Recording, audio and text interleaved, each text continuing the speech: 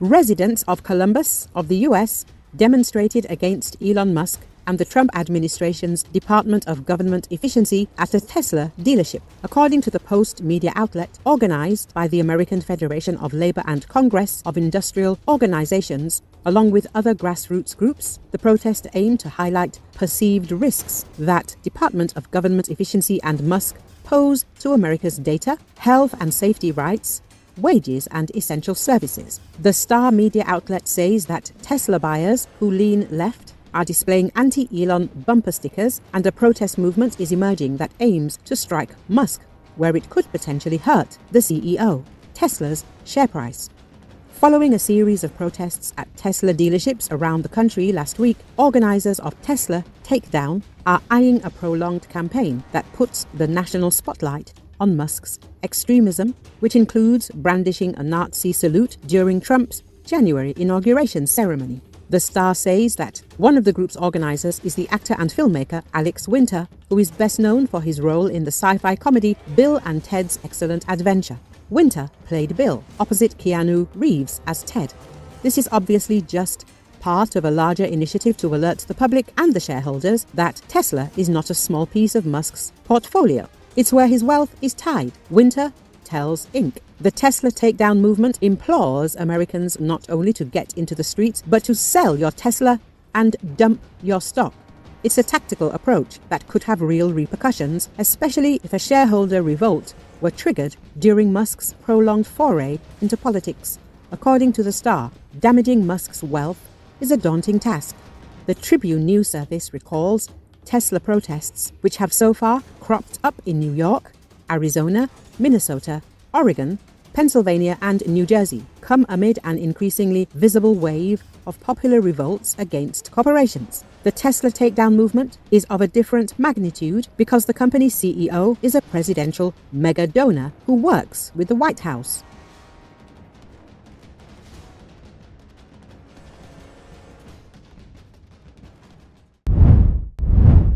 A dozen leaders from Europe and Canada were in Ukraine's capital Monday to mark the third anniversary of Russia's invasion.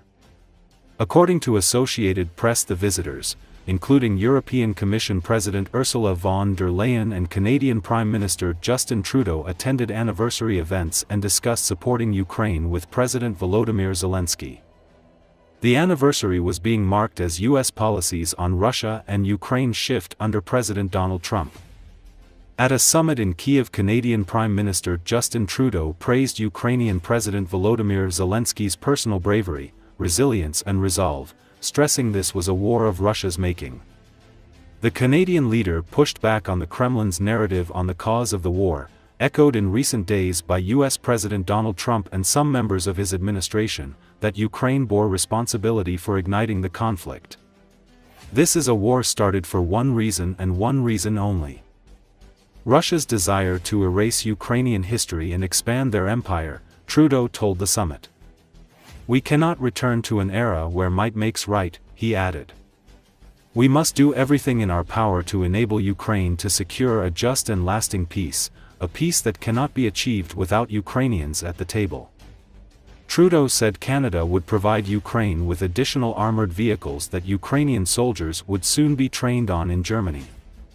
The President of the European Commission Ursula von der Leyen meanwhile said Europe would continue to support Ukraine for as long as it takes. No one wants more peace than the Ukrainian people, but they want a just and a lasting peace. And this only comes through strength.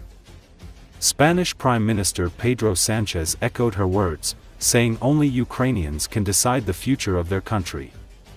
Spain welcomes all efforts to work towards peace.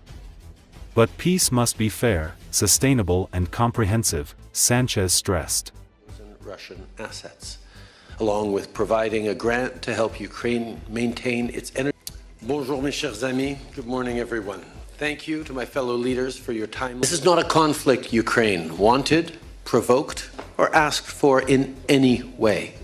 This is a war started for one reason and one reason only: Russia's desire to erase Ukrainian history and expand their empire.